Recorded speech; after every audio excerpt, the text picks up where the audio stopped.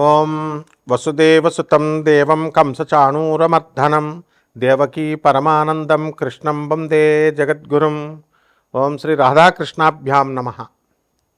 మనకి ఈ మార్చి నెలలో గ్రహస్థితులు ఎలా ఉన్నాయో ఒకసారి చూద్దాం. మనకి ఈ యొక్క శని మీనరాశిలో, కేతువు సింహరాశిలో, రాహువు కుంభరాశిలో, ఆ తర్వాత పంచగ్రహ కూటమి వచ్చిందండి. అందువలన రవి, కుజ, బుధ, శుక్రులు కూడా కుంభరాశిలోకి వచ్చి రాహుతో కలిసి ఉన్నారు. ఆ తర్వాత గురుడు మిథున రాశిలోకి వచ్చాడు. ఈ విధంగా ఉన్నటువంటి గ్రహస్థితి వల్ల మనకి పంచగ్రహ కూటమితో పాటు మనకి ఈ యొక్క మిగతా గ్రహాలతో మనం కనుక చూసుకున్నట్లయితే ద్వాదశ రాశుల వారికి అందరికీ కూడా మనకి కొన్ని ఫలితాలు వస్తాయి. అందువలన ఒక్కొక్క రాశి వారికి మనకి ఏం జరుగుతుంది తెలుసుకోవాలనుకుంటే ముందు మనకి ఏలినాటి శని జరిగేటటువంటి గ్రహాలు 3 ఉన్నాయి. ఆ 3 గ్రహాలలో మనకి ఈ యొక్క కుంభరాశి, మీనరాశి, ఆ తర్వాత మేషరాశి ఏలినాటి శని జరుగుతున్నాయి. కాబట్టి కొన్ని కఠినమైనటువంటి పరీక్షల్ని ఈ రాశుల వారు ఎదుర్కోవాల్సినటువంటి అవసరం ఉంది. అలాగే లేనిపోయినటువంటి అపనిందలు పడ్డము ఇలా కొన్ని జరుగుతూ ఉంటాయి. అప్పుల బాధలు అవనివ్వండి, అవమానాలు, ఎంత మీకు డబ్బు వచ్చినప్పటికీ కూడా అవమానాలు పాలవడం అనేటటువంటిది ఈ 3 రాశుల వారికి ఎక్కువగా జరగడానికి అవకాశాలు ఉంటాయి.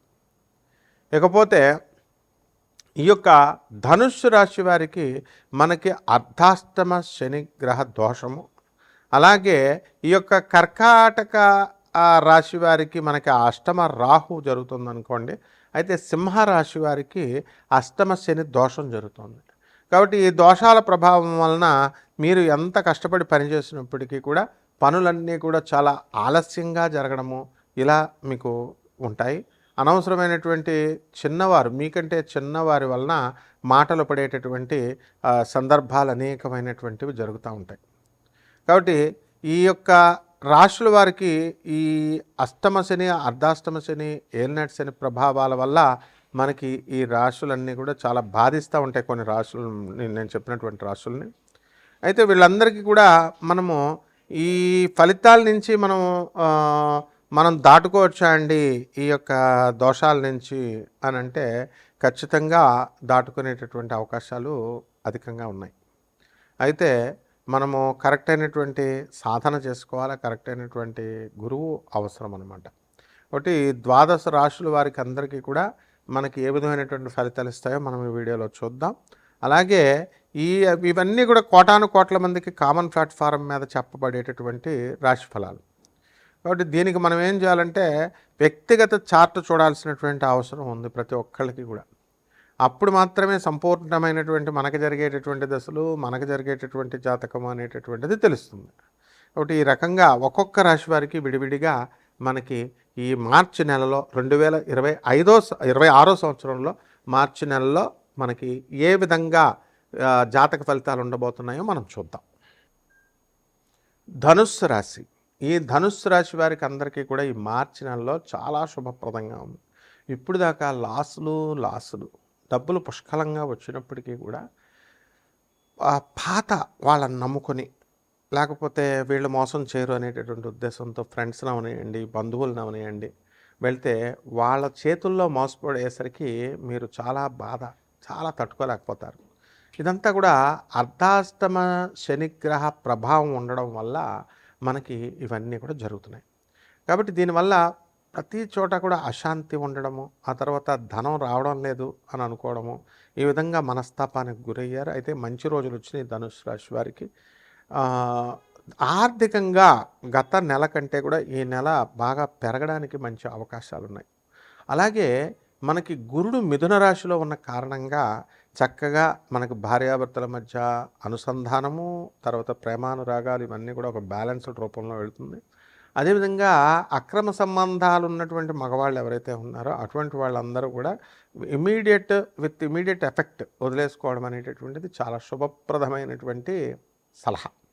దీని కారణంగా మీ ఫ్యామిలీ లైఫ్ డిస్టర్బ్ అవ్వకపోవడము ఇలాంటివన్నీ కూడా జరుగుతాయి. అలాగే విద్యార్థుల దగ్గరికి వచ్చేసరికి అద్భుతంగా చదువుతారు. అసలే ఇప్పుడు కౌన్సిలింగ్ల టైంలో, కాంపిటేటివ్ ఎగ్జామ్స్ టైమ్స్. కాబట్టి విద్యార్థులందరూ కూడా ఈ యొక్క డిస్ట్రాక్షన్స్ నుంచి బయటకొచ్చి చదువు మీద దృష్టి పెట్టి చక్కగా వెళ్ళండి. అలాగే ధనుసు రాశి వారి ఆరోగ్య సమస్యలు అనేటటువంటివి కొంచెం లో బీపీ, షుగర్ ఇలాంటి వ్యాధులు ఆల్రెడీ ఉన్నటువంటి వాళ్ళకి జాగ్రత్తలు తీసుకోవాల్సినటువంటి అవసరం ఉంది. లేనటువంటి వాళ్ళకి కొత్తగా బీపీలు ఇవన్నీ రావడానికి, డయాబెటీస్ రావడానికి అవకాశాలు ఉన్నాయి. కాబట్టి ఈ రాశి వారికి అందరికీ కూడా మనము ఎంతో అద్భుతంగా భార్యాభర్తల మధ్య అనుబంధాన్ని పెంచుకునేటటువంటి అవకాశాలు ఉన్నాయి. అలాగే గురువులతో మీకు సత్సంబంధాలు, సన్నిహిత సంబంధాలు పెట్టుకొని చక్కగా గురువుల యొక్క ఆశీర్వాదం మీకు పొందడానికి అవకాశాలు ఉంటాయి. అలాగే మనకి ఈ రాశివారు అందరూ కూడా, ధనుసు రాశి వారు మనకి ఇళ్ళు కొనాలా, స్థలాలు కొనాలా, ఇవన్నీ చాలామంది కొనేశారు ఆల్రెడీ. ఇప్పుడు కొత్తగా కొనేది ఏం లేదు. కాబట్టి ఇలా బ్యాలెన్స్ ఎవరైతే ఉన్నారో అటువంటి వాళ్ళందరూ కూడా కొనడానికి అవకాశాలు ఉన్నాయి. ఏ విధంగా అయితే ప్రతి నగరము కూడా మీరు అబ్జర్వ్ చేయండి, ప్రతి నగరము ట్రాన్స్ఫార్మ్ అవుతుంది, బ్రహ్మాండంగా డెవలప్మెంట్ అనేది అవుతుంది. ఆ విధంగా ఈ యొక్క ధనుసు రాశి వారికి కూడా డెవలప్మెంట్తో పాటు సిటీ డెవలప్మెంట్లో మీ వ్యక్తిగతమైనటువంటి డెవలప్మెంట్కి పునాదులు వేసుకుంటారు. గత కాలంలో చేసినటువంటి లోపాల వల్ల, అంటే బ్రెయిన్లెస్ యాక్టివిటీస్ వల్ల, బ్రెయిన్లెస్ యాక్షన్స్ వల్ల మీరు దెబ్బతిన్నారు ఆల్రెడీ వ్యాపారాల్లో, వాటిల్లో. అటువంటివన్నీ కూడా ఒక ముగింపు తీసుకొచ్చి ముందుకు వెళ్ళడానికి అవకాశాలు ఉన్నాయి.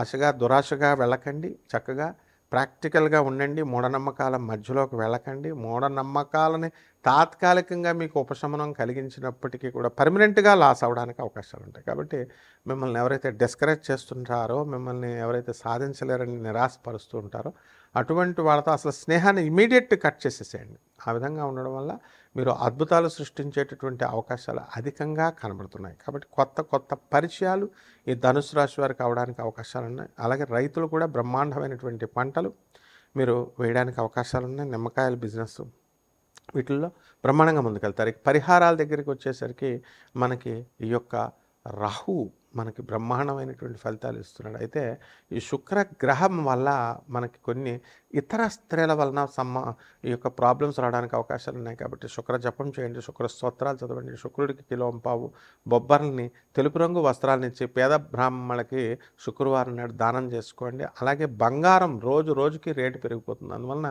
బంగారం కొనలేకపోతున్నామండి అని కొంతమంది బాధ అయితే, బంగారం కొని మనం తాకట్టు పెట్టామండి అనే బాధ ఎక్కువ ఉంది. అందువల్ల దీనికి బంగారం స్వర్ణ యక్షిణి మంత్రాన్ని జపం చేసుకోండి. అలాగే ఈ స్వర్ణ యక్షిణి పూజ కేవలం బెల్లం ముక్క నైవేద్యం పెడితే చాలు.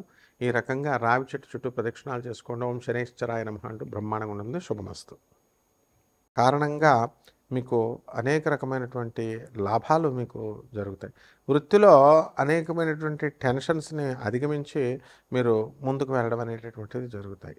అలాగే మోకాళ్ళ నొప్పులు, ఆ తర్వాత మర్మావయాల దగ్గర, జెనిటల్ ఆర్గన్స్ దగ్గర వ్యాధులు ఇవి విపరీతంగా వస్తాయి.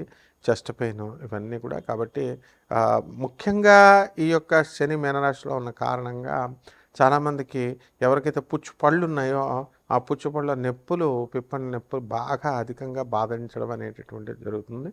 దీని ద్వారా జీవితం అంటే ఏంటో మనకు ఆ నొప్పి ద్వారా ఒక క్షణంలో మనకు అర్థమైపోవడానికి అవకాశాలు ఉంటాయి. కాబట్టి విదేశాలకు వెళ్ళాలనుకునేటటువంటి వాళ్ళందరికీ కూడా విదేశాల్లో మంచి అవకాశాలు అనేటటువంటివి రావడానికి అవకాశాలు ఉంటాయి. అలాగే ఈ యొక్క రాశి వారికి అందరికీ కూడా శుక్రవారం చాలా అధికమైనటువంటి లాభాలను ఇస్తుంది. 6వ తారీఖు మీరు పనులు మొదలు పెట్టడం, 6, 15, 24వ తేదీల్లో మీరు పనులు చక్కగా ముందుకు తీసుకువెళ్ళడం అనేటటువంటివి జరుగుతాయి.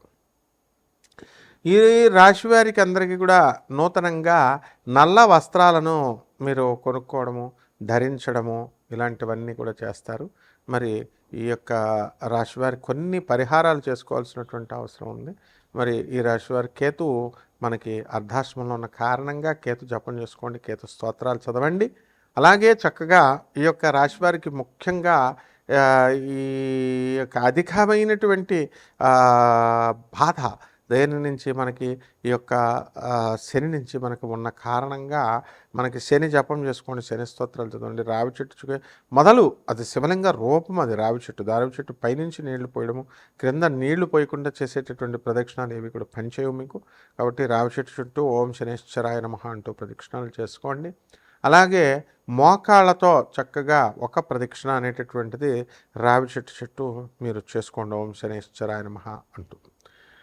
ఆ విధంగా నల్ల చిమిల్ని తయారు చేసి చక్కగా శనీశ్వరుడికి మనము అభిషేకం చేసుకోవడము, ఈ రకంగా మనం దా ఈ యొక్క కిలోంపావు ఉలవల్ని మనము దానం చేయడము, ముఖ్యంగా అధికమైనటువంటి పారితోషికం ఇచ్చే సోమవారం నాడు ఉదయం 7 గంటలకి బ్రహ్మాండంగా ఉంటుంది. శుభమస్తు.